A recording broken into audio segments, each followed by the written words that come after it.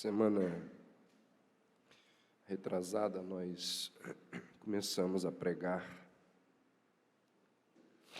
na parte do Evangelho, aquela parte do Evangelho de Lucas,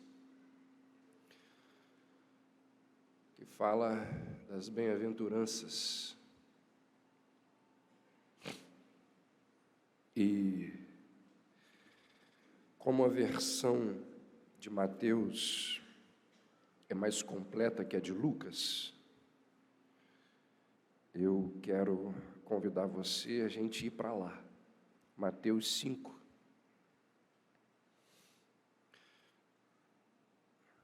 Mateus capítulo 5.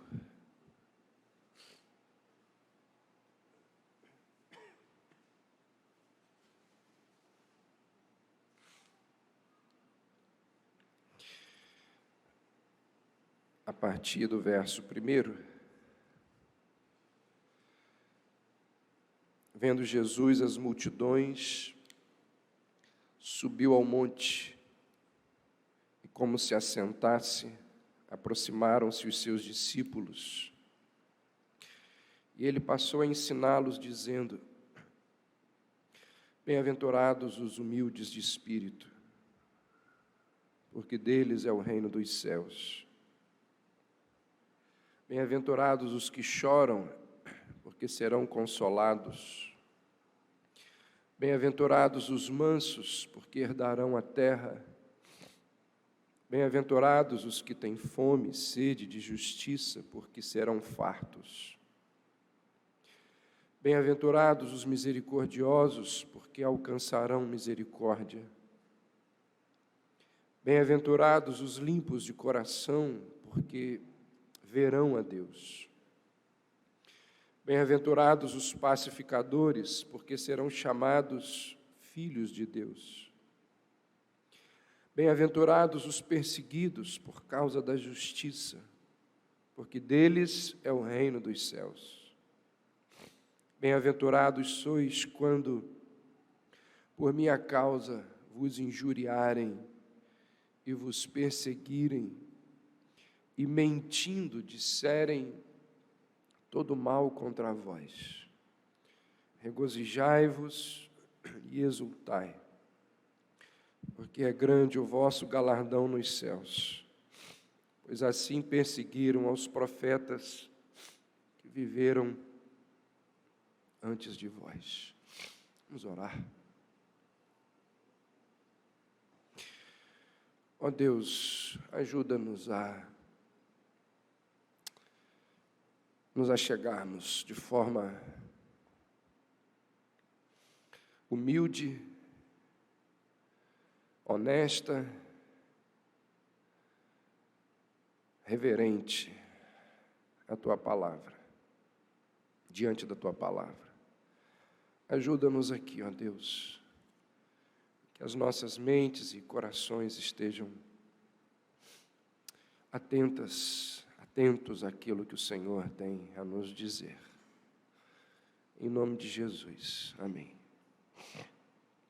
Semana passada nós falamos sobre a primeira bem-aventurança, que fala sobre os humildes de espírito, aqueles que reconhecem que nada possuem, que nada têm, aqueles que entenderam a sua falência espiritual e que por causa dela eles precisam urgentemente do Senhor.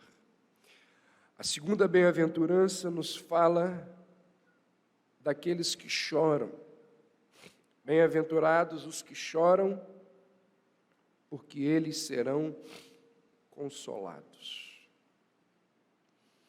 Ninguém, em bom juízo, gosta de chorar, não é? Na normalidade, ninguém gosta de chorar.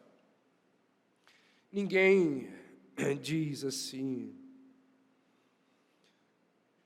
o que eu mais quero, eu quero muito experimentar circunstâncias deprimentes. momentos complicados de tristeza que me levem a chorar. Ninguém diz isso. Pelo contrário, se tivermos que experimentar dor, nós queremos que aquela dor passe o mais rápido possível. Nenhum ser humano gosta de sofrer. Que a dor desapareça rapidamente. Seja assistindo um filme, seja tomando um remédio, seja comendo um container de Häagen-Dazs. De algum jeito a gente quer eliminar a dor. Ninguém gosta de dor. Ninguém gosta de chorar. No Salmo 55, ao falar das profundezas da dor, das suas muitas tristezas, Davi diz assim: eis que eu fugiria para longe, eu chegaria a pernoitar no deserto, apressar-me-ia e abrigar-me-ia da fúria do vento e da tempestade, tentando fugir da dor. Davi ecoa um grito que vem dos lábios de todo homem, de toda mulher que em algum momento de sua vida passou por situações complicadas, de muita dor. Quando nós enfrentamos tristeza, desapontamento, tragédia, luto, desânimo, ou qualquer coisa semelhante, nós pensamos como Davi. Quem dera eu pudesse escapar. Quem me dera se eu pudesse voar para bem longe desse contexto, dessa circunstância. Quem aqui que nunca na vida teve aquela sensação de quem me dera que eu pudesse fugir desse mundo, nem que fosse por uns 10 dias. Sair daquela circunstância que ao longo do dia te faz suspirar umas 15 vezes. Davi ecoa o choro da humanidade caída. Ele dá um grito por liberdade, um grito para voar para longe, ser removido de toda a dor e toda a tristeza do mundo. Qualquer pessoa que enfrenta tribulações e lágrimas entende bem o que é ansiar por conforto numa vida marcada por tribulação, por dor, por amargura, por decepção. Todos nós, irmãos, todos nós desejamos desviar o nosso olhar da dor, da tristeza, para o lugar de conforto. Todos anseiam esquecer a angústia e mudar o foco da dor. Nós queremos debelar, ignorar, esquecer as nossas tristezas. Nunca, jamais, em hipótese alguma, celebrar as tristezas. De forma alguma. E aí aparece Jesus e diz assim: feliz é o que chora. Bem-aventurados são os tristes. Quem poderia imaginar uma coisa dessas? Quem poderia supor algo parecido como isso? Porque o que Jesus aqui está propondo é completamente contrário a tudo aquilo que se pensa, que se imagina, que se crê. A maior parte de nós, seres humanos, estruturamos as nossas vidas com a mentalidade do parque de diversões. obcecados por entretenimento. É assim que nós estruturamos a vida. Nunca numa busca constante de satisfazer os nossos desejos, seduzidos pelo entusiasmo daquilo que os nossos recursos, que o nosso dinheiro é capaz de promover. É assim que nós estruturamos as nossas vidas.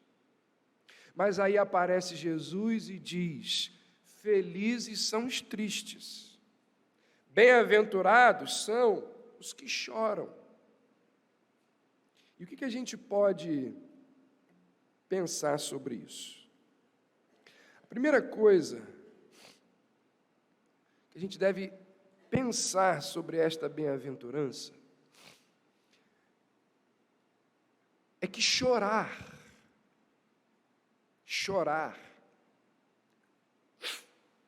ao contrário do que muita gente pensa, é algo bom, é algo saudável. Chorar é bom, é muito saudável. A capacidade de chorar é uma dádiva divina. É um grande presente que Deus concedeu ao homem. Porque se nós não chorássemos, o veneno da amargura, a dor enclausurada em nosso peito seria algo insuportável. Quando o remorso, o luto, a tristeza são mantidos em nosso íntimo, eles envenenam a nossa alma. E se nós não pudéssemos libertar esses e tantos outros sentimentos ruins através do choro, nós seríamos destruídos. Chorar é algo bom. Chorar é como uma válvula que libera a pressão, permitindo que a infecção da alma seja expurgada. Chorar é muito bom. Chorar é saudável. Chorar dá vazão à nossa dor. Chorar dá início a um processo de cicatrização da alma. Ao contrário do que muita gente imagina, chorar é muito bom. Claro, chorar no contexto de dor. Outra coisa, chorar é algo extremamente natural. Natural. Diante da dor, nada mais normal do que o choro.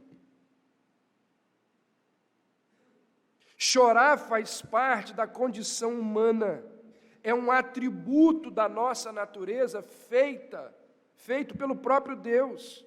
Assim como rir é natural, chorar também é natural.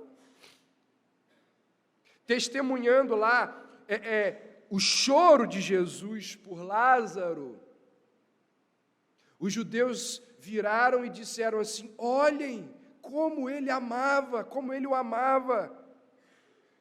Eles veem Jesus chorar por Lázaro e diz: olhem como Cristo o amava. De fato, quem ama chora, quem ama lamenta, quem ama pranteia por causa das dores desse mundo. Chorar é muito normal. A Bíblia relata várias passagens que mencionam grandes homens de Deus chorando pelos mais diversos motivos. Por exemplo, o maior dos patriarcas, Abraão, Gênesis 23 diz que ele chora copiosamente pela morte da sua esposa. José pranteou muito e ficou de luto com os egípcios pela morte do seu pai por mais de 70 dias. Diz a Bíblia que quando Arão morreu, a lamentação e o luto do povo de Deus por ele durou 1 mês. Quando Moisés morreu, olha o que diz o texto bíblico: os filhos de Israel prantearam a Moisés por 30 dias na planície de Moabe. Davi ficou profundamente entristecido diante da morte de Jonatas, de Absalão e de Abner. Jeremias, certa vez, disse o seguinte: Oxalá a minha cabeça se tornasse em águas e os meus olhos numa fonte de lágrimas, para que eu chorasse de dia e de noite os mortos da filha do meu povo. Lucas nos fala de uma pecadora que chorou desesperadamente aos pés de Jesus. Escrevendo a Timóteo, Paulo disse: sem cessar faço menção de ti em minhas súplicas, recordando-me das tuas lágrimas. Quando ele escreve aos presbíteros de Éfeso, Paulo diz: por 3 anos não cessei, noite e dia, de admoestar com lágrimas a cada um de vós. Então, o salmista tinha lágrimas de solidão. Timóteo teve lágrimas de desânimo.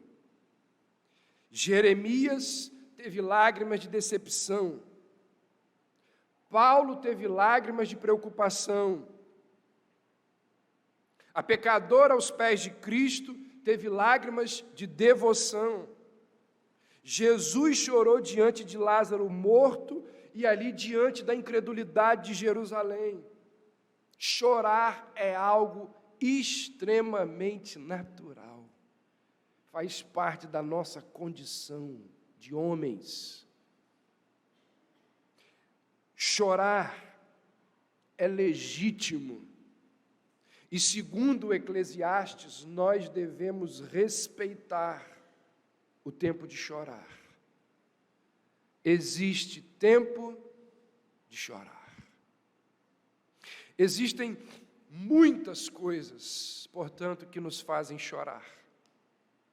No entanto, não é sobre nenhuma dessas que eu mencionei até agora que Jesus está se referindo aqui nas bem-aventuranças. Nenhuma delas. O choro mencionado por Jesus é resultado do entendimento, da compreensão da bem-aventurança anterior. O choro mencionado por Jesus procede do entendimento de que somos pobres de espírito. O choro destes bem-aventurados é resultado daqueles que entenderam a sua falência espiritual. O choro mencionado por Cristo nasce de convicção de pecado. As pessoas que choram aqui não são os melancólicos, os tristonhos, os depressivos. Não é um choro devido a algum sofrimento, a alguma dor física, a alguma dor emocional, a alguma perda. Os chorosos das bem-aventuranças são aqueles que reconheceram o seu pecado. A sua iniquidade é algo tão terrível para elas, que a sua reação é o pranto, é o lamento diante da convicção de pecado. Assim como a humildade de espírito não tem qualquer ligação com questões financeiras, foi o que nós vimos semana passada. Assim como a humildade de espírito não tem nenhuma ligação com questões financeiras, porque é uma atitude espiritual, o choro desta bem-aventurança não tem nenhuma ligação com coisas terrenas. É um choro proveniente de uma tristeza espiritual. E só pode ser derramado por alguém que é humilde de espírito. Como nós vamos ver ao longo das nossas reflexões aqui nas bem-aventuranças, existe uma ordem, existe uma sequência lógica por trás das bem-aventuranças. O humilde espírito, ele chora. Aquele que chora, vão existir outras situações. Ele vai ser manso diante de algumas situações provenientes daquilo que ele reconheceu como pecador. Uma coisa vai gerando a outra. O humilde de espírito, percebendo a sua carência, a sua necessidade, a sua desgraça, a sua condenação, ele clama por perdão, ele suplica por auxílio, ele chora diante da sua iniquidade. O humilde de espírito é aquele que lamenta por ter ofendido aquele que fez por ele coisas extraordinárias.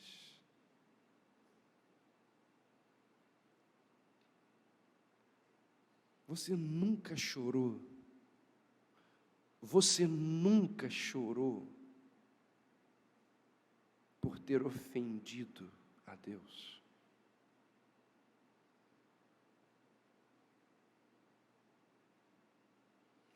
Essa é uma pergunta perscrutadora. Essa é uma pergunta reveladora. Na verdade, a resposta a essa pergunta revela muito quem nós somos.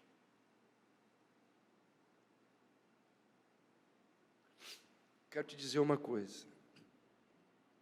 Se você nunca entrou no seu quarto,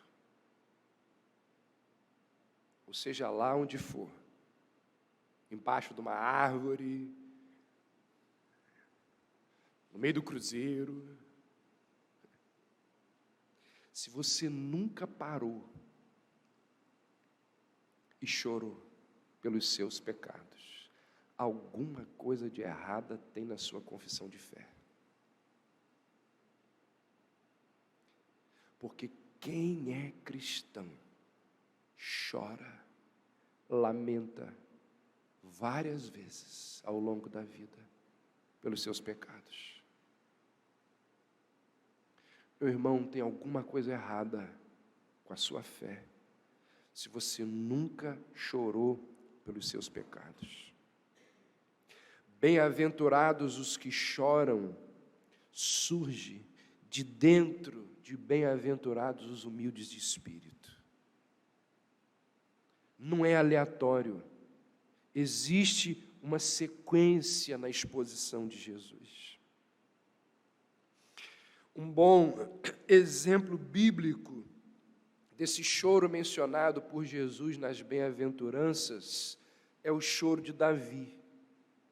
Lá no Salmo 32, Davi vai dizer assim: enquanto eu guardei silêncio, consumiram-se os meus ossos pelo meu bramido durante o dia todo. Davi está dizendo que enquanto ele não confessou o seu pecado, ele era devorado em seu interior. Ele vai dizer: de dia e de noite a tua mão pesava sobre mim, e o meu humor se tornou em sequidão de estio. A ideia aqui era que todo o seu ser estava completamente arruinado, até que ele teve a atitude mais saudável que um homem pode ter nessas condições. Que atitude é essa? Confessei-te o meu pecado, e a minha iniquidade eu não mais ocultei. E sabe o que diz Davi sobre a pessoa que procede assim? É impressionante, o Salmo 32 fala dessa segunda bem-aventurança. Davi diz: enquanto eu fiquei quieto, eu estava morrendo por dentro, os meus ossos se apodrecendo. De dia e de noite a mão de Deus pesava sobre mim, mas eu confessei o meu pecado e a minha iniquidade eu não mais ocultei. O que vem depois? Ele diz: bem-aventurado é aquele cuja transgressão é perdoada e cujo pecado é coberto. Bem-aventurado o homem a quem o Senhor não atribui a iniquidade, em cujo espírito não há dolo. Davi nos lembra que aqueles que confessam os seus pecados são felizes. São felizes porque são perdoados. São felizes porque não mais carregam culpas. São felizes porque sentem o alívio do peso das iniquidades que carregavam. Olha a vida de Lutero. Entrou para o mosteiro acreditando que ia conquistar a salvação. Fazia lá tudo certinho, mas nunca teve a sensação de liberdade, de salvação. E quando ele confessa os seus pecados, e quando ele entende que o justo vive pela fé, ele diz que uma porta do paraíso se abriu para ele. Ele diz: agora sim, agora eu sou feliz. Quando confessamos as nossas iniquidades, é que a gente começa a ser feliz. Porque, eu já falei isso aqui várias vezes, o que nos infelicita é o nosso pecado. É a nossa iniquidade. Quem conhece a história de Davi, sabe que ao longo da sua vida, Davi derramou muitas lágrimas. Leia os Salmos. Você vai encontrar ali lágrima de solidão. Você vai encontrar lágrimas de rejeição. Tudo escrito por Davi. Lágrima de frustração, lágrima de desânimo, lágrima de desapontamento, lágrima de derrotas, mas nada destruiu tanto o coração daquele homem como as lágrimas do seu próprio pecado. Nada. Por isso que o consolo, ele é proporcional à dor causada. Davi diz: feliz é o homem cuja transgressão é perdoada. É o que Cristo está dizendo. Bem-aventurados os que choram, porque perceberam a sua iniquidade, o seu pecado, a sua dor, a sua postura arrogante diante de Deus. Existe um caso bíblico de alguém que lamentou o seu pecado e que precisa ser mencionado aqui. Judas Iscariotes. Todos conhecem Judas como discípulo que traiu Jesus por dinheiro. No entanto, nem todos sabem, ou nem todos se lembram, que Judas ficou extremamente triste pelo que fez. Sabia disso? Judas ficou extremamente triste pelo que fez. Mateus nos diz que Judas, ao ver o que aconteceu com Jesus, olha o relato de Mateus sobre Judas, ao perceber o que ele fez com Cristo, tocado de remorso, devolveu as 30 moedas de prata aos principais sacerdotes e aos anciãos, dizendo: pequei, traindo sangue inocente. Gente, Judas sentiu com seriedade o seu pecado. Com seriedade. Muito melhor do que um monte de crente por aí. Ele sente com seriedade o seu pecado e ele manifesta todos os sinais de remorso apropriado. Acompanha comigo. Judas enxerga o seu pecado pelo que ele realmente era, a condenação de Jesus. Segundo, ele admite especificamente o seu pecado sem qualquer desculpa. Muito diferente e melhor que um monte de crente que fica dando desculpa pelo pecado. Terceiro, ele restitui. Você tem noção disso? Ele restitui o seu pecado. Quando ele devolve as 30 moedas de prata, ele faz restituição da sua iniquidade. E depois ele ainda isenta Jesus de qualquer culpa, dizendo que Jesus é inocente. Judas viu o que o seu amor ao dinheiro fez. Ele viu que Jesus foi levado à morte por causa do seu materialismo, por causa da sua avareza. Mas faltou uma coisa. Judas não viu a Jesus morrendo por pecadores como ele. Judas não viu, não enxergou Jesus cheio de graça, cheio de amor, cheio de misericórdia. Irmãos, preste atenção nisso. Isso aqui é muito importante. Judas chorou com sinceridade, mas sem qualquer esperança, porque a sua culpa era muito grande para ele. É muito importante, e não por acaso, que o nosso Deus, através do Mateus, nos oferece, no mesmo Evangelho, um outro quadro de alguém que fez a mesma coisa, algo parecidíssimo com Judas, e chorou também, igual Judas, para contrastar a atitude de Judas com a atitude dele. Pouco antes de escrever a história da tristeza de Judas, Mateus escreve a história da traição e da tristeza de outro discípulo, Pedro.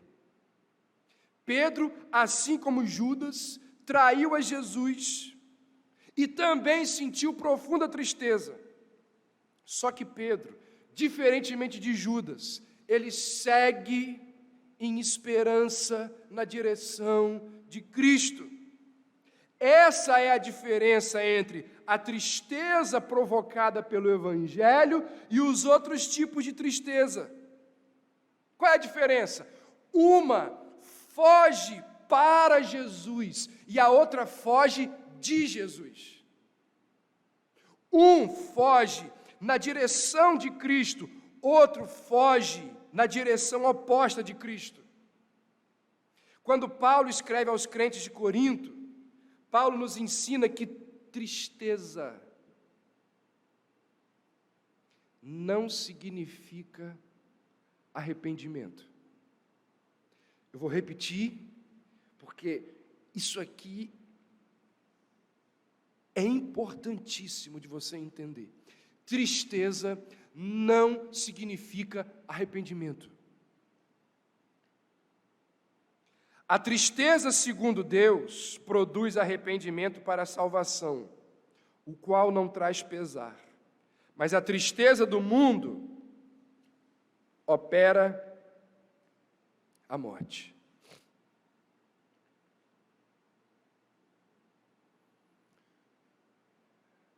Certamente que pastor Fábio, meu pai, pastor Geni, já tiveram mais experiências do que eu nesse sentido, mas eu já tive algumas, aliás, várias. Pessoas que me procuram profundamente tristes, triste mesmo, chorando. E eu tenho certeza que essas pessoas estavam tristes por aquilo que elas fizeram. A intensidade do seu choro, ao lembrar dos seus atos. Tenho certeza de pessoas que estavam tristes, mas não tinha uma grama de arrependimento. Chorava litros, mas não tem 1 centímetro de arrependimento. Como que eu sei disso? Nunca mudaram de vida. Permaneceram nos seus caminhos depravados. permaneceram fazendo aquilo que desonra a Deus. Quando se propõe mudanças, quando se oferece caminhos, elas simplesmente não querem. Arrumam as mais diversas desculpas. A pessoa acabou de fazer uma besteira, começa a chorar. Não quer dizer nada. Não quer dizer nada. Judas chorou profundamente. O arrependimento acontece quando a pessoa vai na direção de Cristo. E quando a pessoa vai na direção de Cristo, o que acontece? A vida é mudada. Porque Jesus diz assim: vai e não peques mais.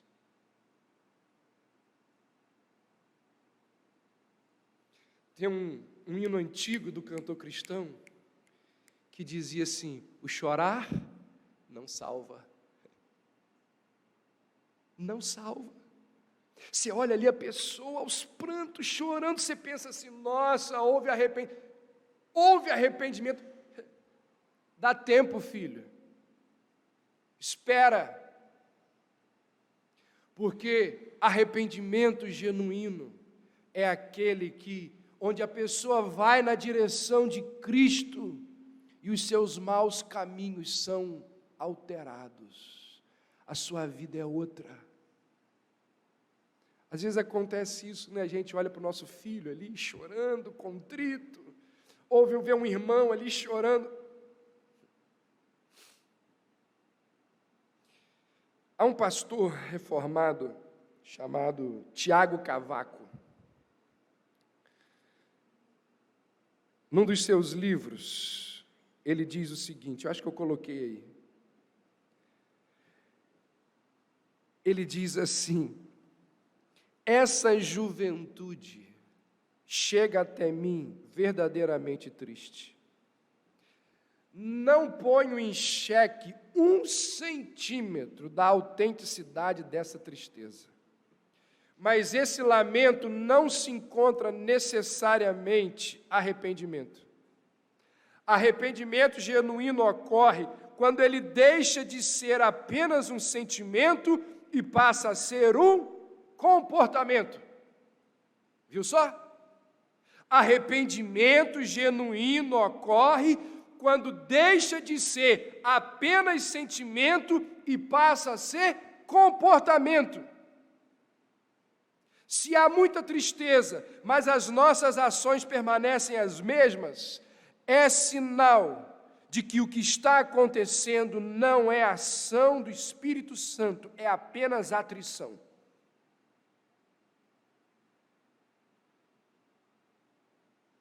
Está chorando? Espera o tempo. O tempo, o comportamento, as atitudes vão mostrar se realmente é arrependimento. Esse não é o único, mas é um dos motivos pelos quais a prática instituída de Charles Finney do apelo é uma aberração. Você chama as pessoas aqui à frente, as pessoas chegam contritas, chorando. A gente não sabe se a pessoa se arrependeu ainda. Chorar não significa arrependimento. Aí a pessoa se arrepende hoje, levantou a mão, vem, daqui a 2 semanas está batizando a pessoa. E vai enchendo a igreja de bode, de gente que nunca se converteu. Nunca se converteu. Teve o quê? Sentimento. Ninguém nega que teve. Teve ali um momento emocional. Ninguém nega que teve. Mas arrependimento, mudança de vida, transformação de valores, de princípios, o tempo vai mostrar. E quando o tempo mostra, aí então a gente batiza. Imagine que alguém roube um carro. Lá e roubou um carro. roubou um carro no Brasil essa semana. Tinha pouco combustível no tanque. No meio do caminho, o carro parou, não tem mais gasolina. O ladrão abandona o carro, deixou o carro lá. Isso significa que aquele camarada se arrependeu de roubar o carro? Ele roubou o carro, acabou a gasolina, ele deixou o carro para lá. Ele se arrependeu de roubar o carro? Claro que não. Ele simplesmente, o combustível acabou, que fazia o carro andar, e a materialização do seu crime foi deixada de lado. A maior prova de que ele não está arrependido é que ele volta a roubar outro carro. Ele continua na sua vida de roubo. Muitas pessoas, elas manifestam tristeza quando a gasolina do pecado que praticavam chegou ao fim.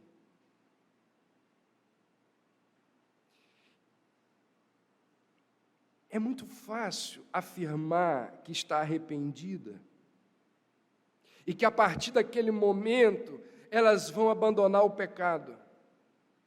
No entanto, o que acontece muitas vezes é que mal eles arranjam outro automóvel com gasolina, eles desaparecem com a mesma velocidade que chegaram.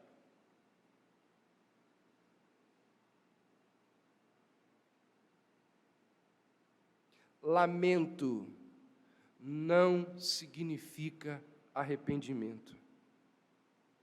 Arrependimento acontece quando deixa de ser sentimento e passa a ser comportamento.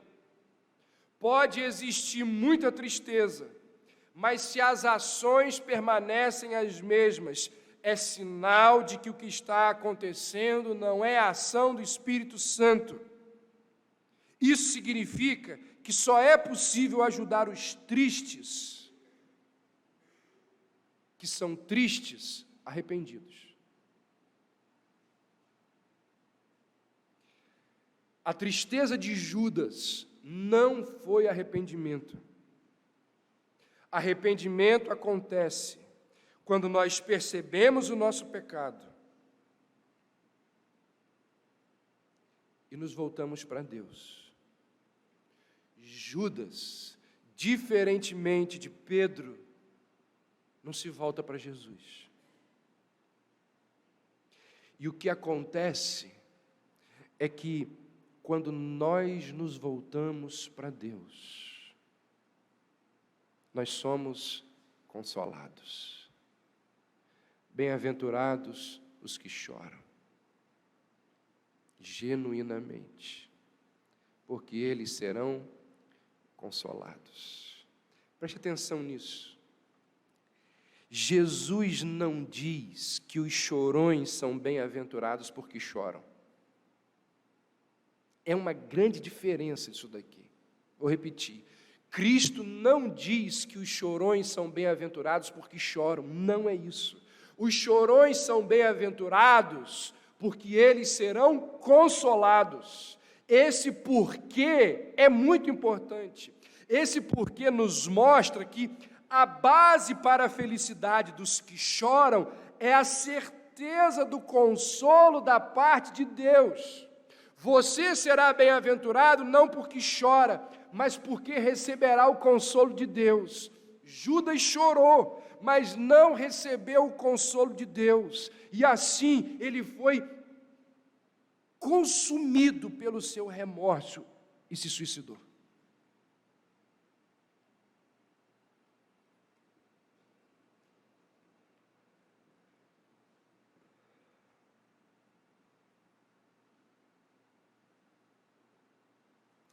Eu gosto muito daquilo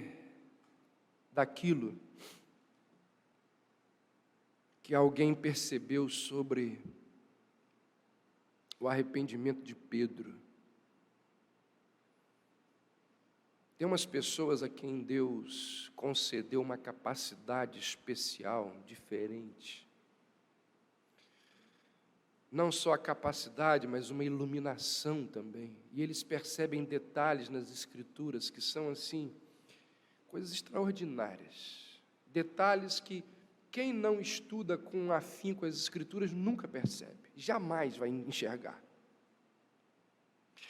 Alguém percebeu que a palavra braseiro, ela só aparece em 2 lugares em todo o Novo Testamento?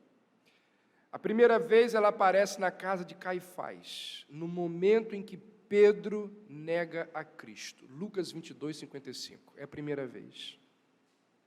E a segunda vez em que a palavra braseiro aparece no Novo Testamento é em João 21, 9, no mar de Tiberíades, quando Pedro está sendo restaurado por Cristo. Então, existem 2 palavras braseiro que nos remetem a 2 contextos de fogo. O primeiro fogo, o da negação, e o segundo fogo, o da restauração. No primeiro fogo, o primeiro fogo, ele foi ateado pelos homens. O segundo fogo foi ateado por Cristo. O primeiro fogo, no primeiro fogo, Pedro nega Jesus. No segundo fogo, Pedro confessa Jesus.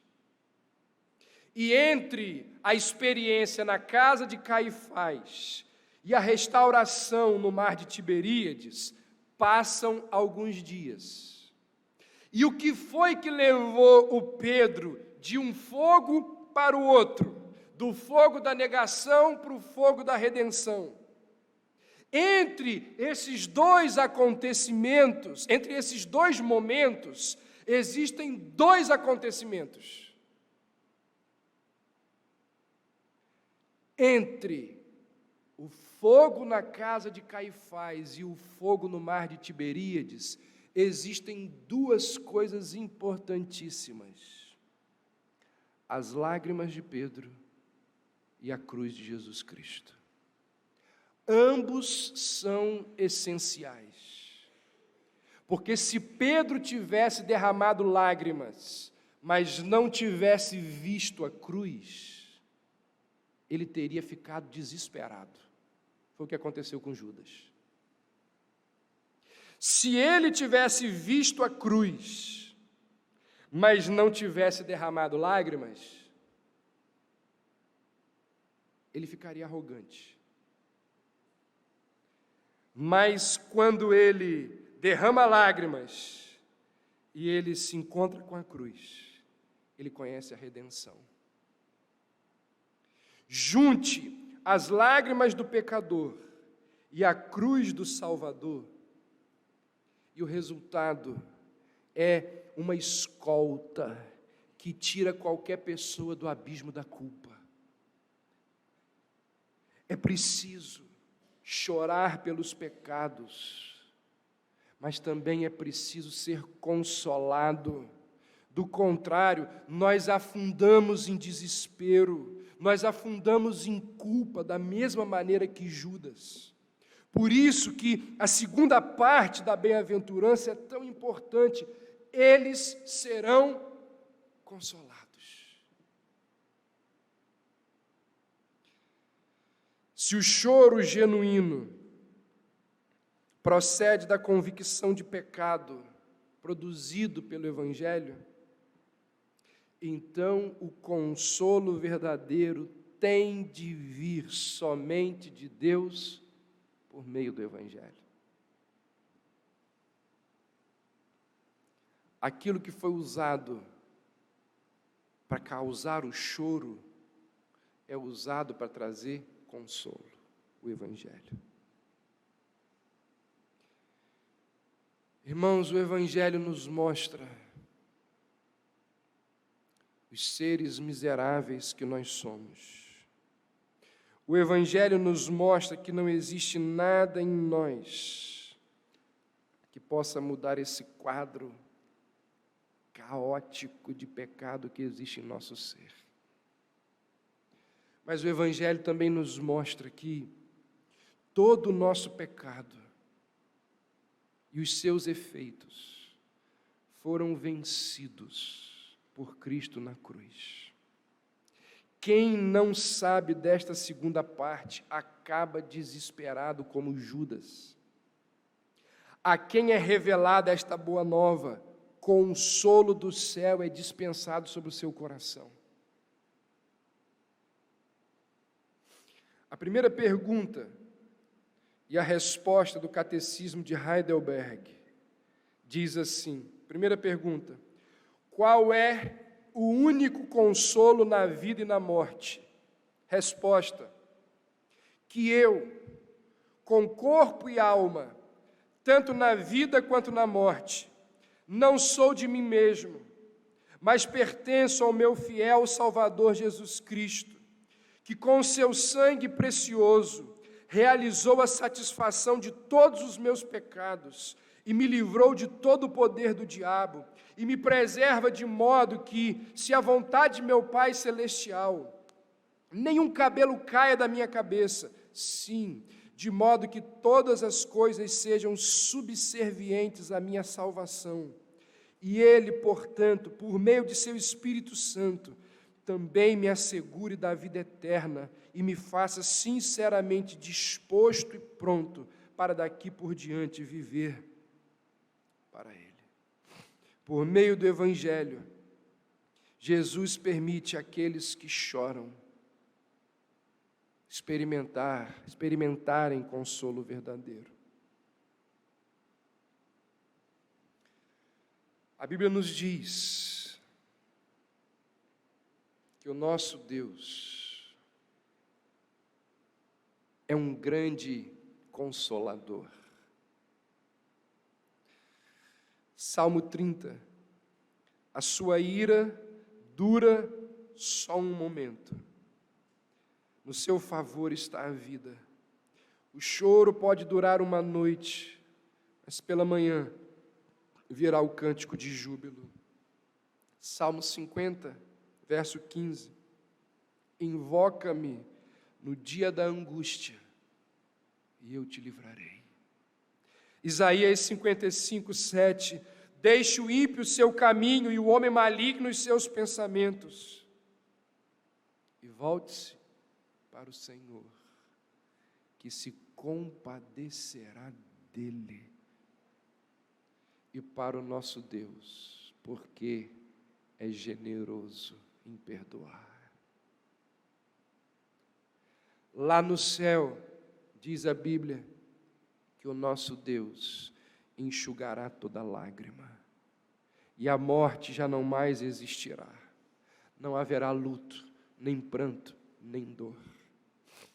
O nosso Deus, entre as características do nosso Deus, uma delas é que Ele é consolador.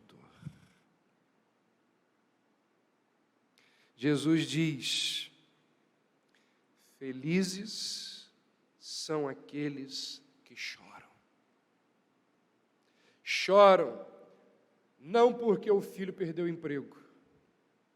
Choram não porque alguém da família morreu. Chora não porque teve divórcio. Tem nada a ver com essas coisas.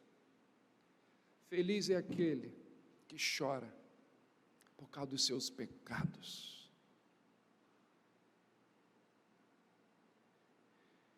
E se volta para Deus, diferentemente de Judas, diferentemente de um monte de gente que realmente sente tristeza, mas permanece nas suas iniquidades e não se volta para Deus. Não abandona os seus pecados, porque voltar-se para Deus significa necessariamente abandonar os seus pecados. Felizes são aqueles que reconhecem os seus pecados, que choram e lamentam os seus pecados, que lamentam as ofensas que fizeram contra o Senhor e se voltam para aquele que é capaz de consolar os seus corações. Esses são os felizes. Eu encerro dizendo o seguinte: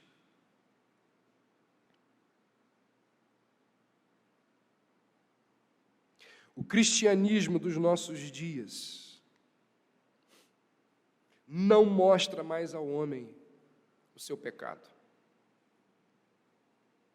Há pouco tempo alguém me contou que um pastor pregou aqui na cidade, pregou sobre esse texto, bem-aventurados os que choram, falando que o choro aqui é exatamente o choro de alguém que perde o emprego, alguém que está mal financeiramente.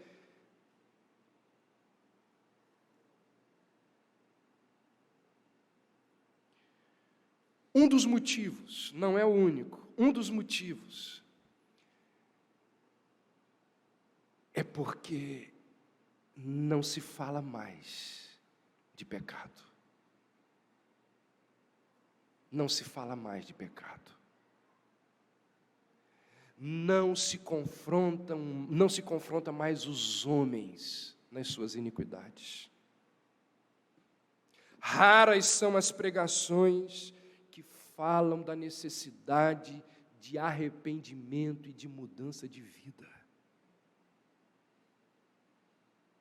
As igrejas, elas têm massageado o ego das pessoas. As igrejas têm aceitado as pessoas sem exigir delas mudança de comportamento. E uma das consequências desta postura herética são crianças, são pessoas, cristãos superficiais, infelizes e tolos. Gente que, repito, nunca lamentou os seus pecados. Gente que nunca chegou no seu quarto em contrição e disse: Deus, eu pequei. Eu sou um mentiroso. Eu sou um orgulhoso. Eu sou um adúltero. Eu sou um assassino. Eu sou extremamente vaidoso. Nunca chorou pelos seus pecados. Por quê? Porque tem sido ensinado a ter o ego massageado. Pregações que são nada mais do que palestras de autoajuda. O evangelho é colocado de lado. Nunca foram feridos pela dor de afrontar o Criador. A eles nunca foi dito que as mentiras que eles pregam ofendem o Cristo crucificado.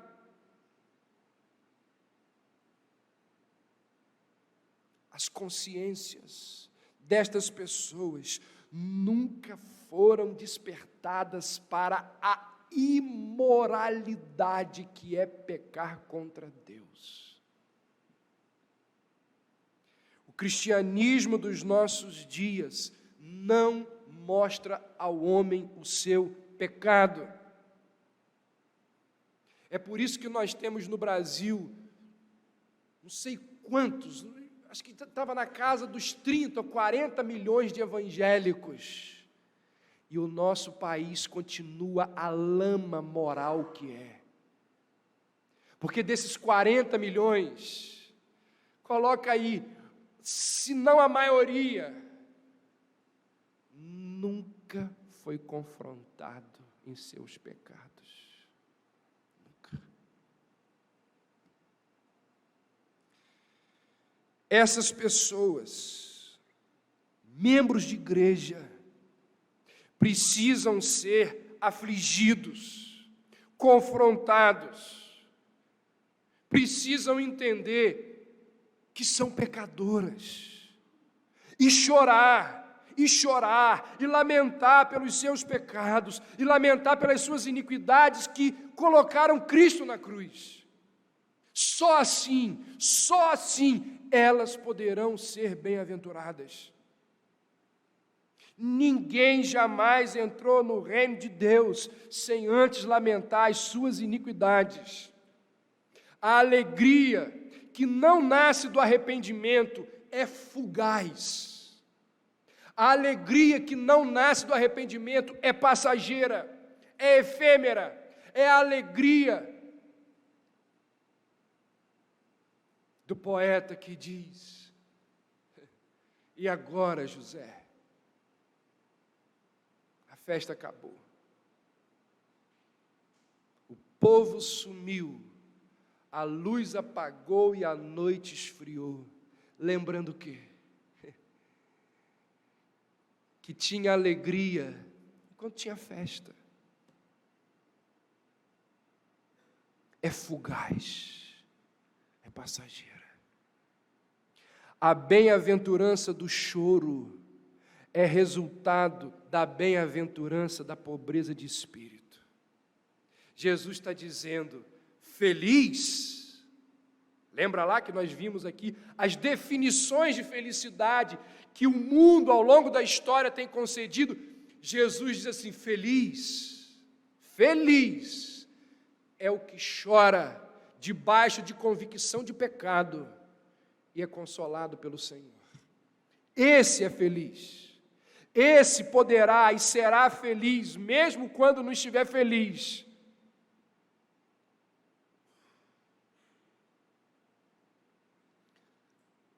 O que o filho pródigo, fez quando ele estava lá comendo a comida dos porcos, conversando lá com os porcos? Ele negou a realidade e as circunstâncias em que ele se encontrava. Ele ficou rindo e buscou entretenimento ali para os suínos. Ele decretou que o chiqueiro seria transformado num palácio. Eu agora decreto que esse chiqueiro, ele fingiu que não estava acontecendo nada. Não, claro que não. Isso seria ridículo, assim como é ridícula a postura das pessoas que estão sangrando na alma, mas continuam buscando entretenimento semana após semana, cedendo às propostas do pragmatismo, sangrando na alma, mas continuam seguindo uma teologia triunfalista que deixa cada dia mais as pessoas enfermas. Quando ele percebeu a situação caótica na qual ele estava, diz o texto que ele cai em si. Ele reconhece a besteira que fez, ele admite a sua culpa. E ele volta para os braços do Pai. E ele clama por socorro. E de forma humilde ele diz: Pai, eu pequei. Trata-me como um dos teus trabalhadores. Irmãos, as nossas igrejas, o Evangelho no Brasil,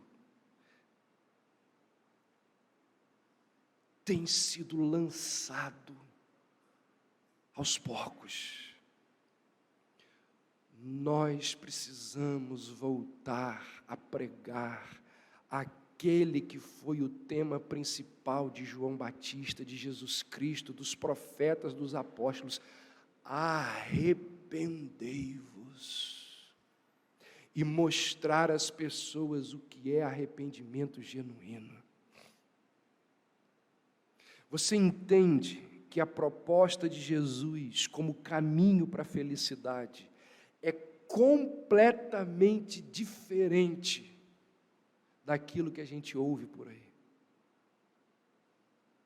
É por isso que as nossas igrejas estão lotadas de pessoas que procuram psicólogos, psiquiatras, porque isso aqui, não chega no coração delas.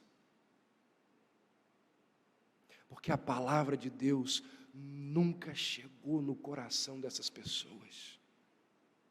Leia o Salmo 19 e veja quais são os efeitos produzidos pela palavra de Deus na vida de um homem. O Evangelho não tem sido pregado dos púlpitos, anunciado das igrejas. O que tem sido pronunciado e anunciado por aí é autoajuda, é heresia, é deturpação do texto bíblico.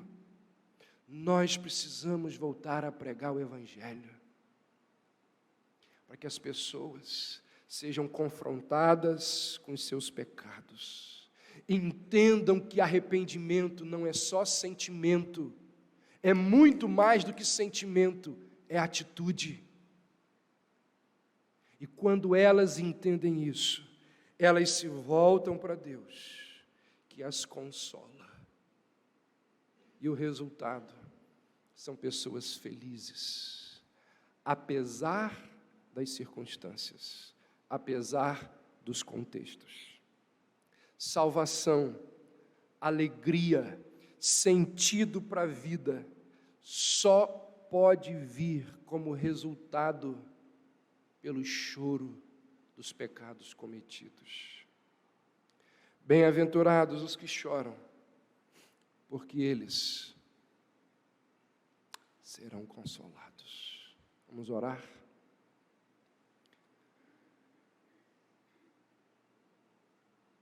Ó Deus,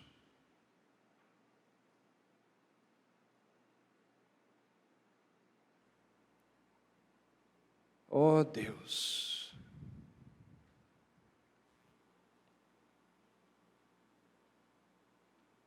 abre os nossos olhos, Senhor.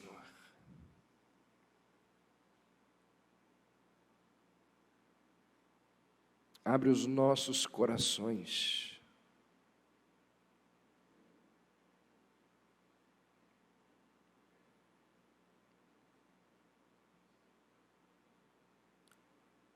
Senhor Deus, quantos que são membros desta igreja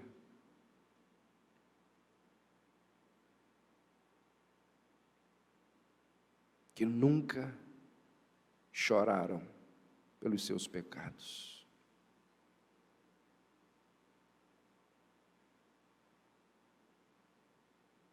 Ó Deus, traz conversão em nosso meio. Envie o Teu Santo Espírito a nos mostrar as nossas iniquidades, os nossos maus caminhos.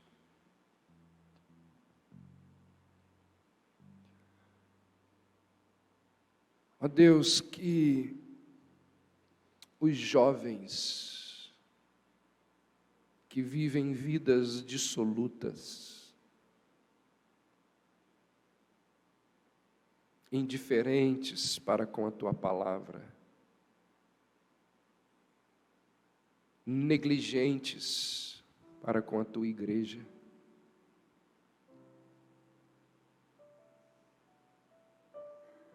que valorizam mais o namorado, a namorada, o noivo, a noiva, os estudos, o conforto, a boa vida, que valorizam mais estas e tantas outras coisas do que o Senhor. Que eles consigam enxergar os ídolos do seu coração. Semelhantemente, os adultos cheios de empáfia, arrogância, falsidade.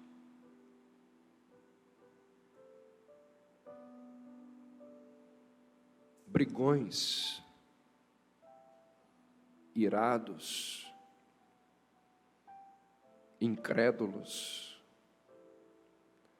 amargurados, não oferecem perdão,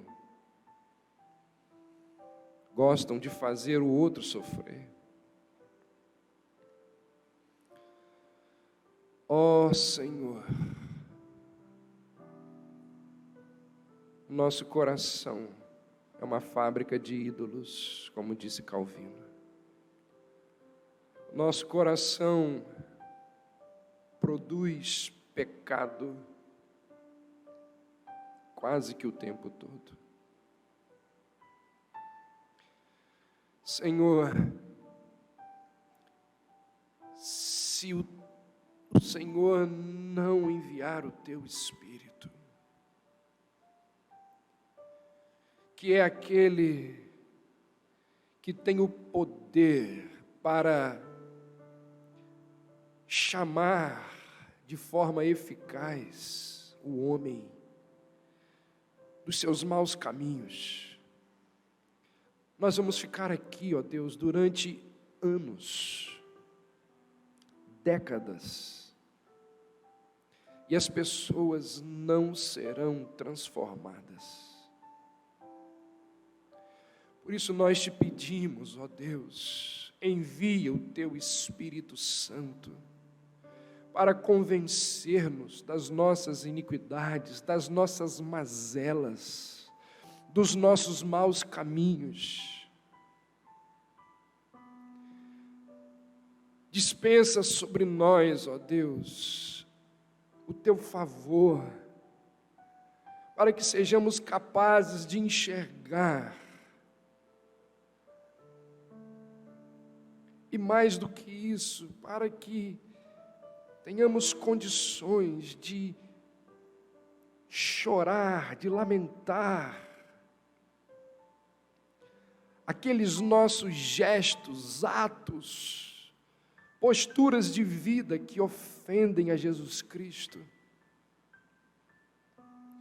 E assim então clamarmos arrependidos, clamarmos por ajuda, por libertação, e então nos voltarmos para a cruz, para dali recebermos a justificação, o consolo, o abrigo que vem do Senhor. Ó Deus, desperta a Tua igreja, desperta os indiferentes, dá ânimo aos abatidos. Venha, ó Deus, e visita esta igreja. Vem e visita esta igreja, a começar em mim, indo na direção de cada um, para que nos arrependamos dos nossos pecados, confessemos ao Senhor, busquemos no Senhor consolo, e assim então nós seremos felizes, mesmo que a nossa conta bancária não esteja do jeito que gostaríamos, mesmo que as nossas casas estejam cheias de problemas, ainda assim seremos felizes. Mesmo que as circunstâncias sejam as mais complicadas, seremos felizes. Mesmo que a figueira não floresça, mesmo que não haja fruto na vide, que nos currais não haja gado, todavia, nós nos alegraremos no Senhor, porque é do Senhor, e tão somente do Senhor, que vem a nossa alegria. Ó Deus, que assim seja na minha vida, na vida dos meus irmãos e irmãs aqui. Nós assim oramos e te pedimos, em nome de Jesus. Amém.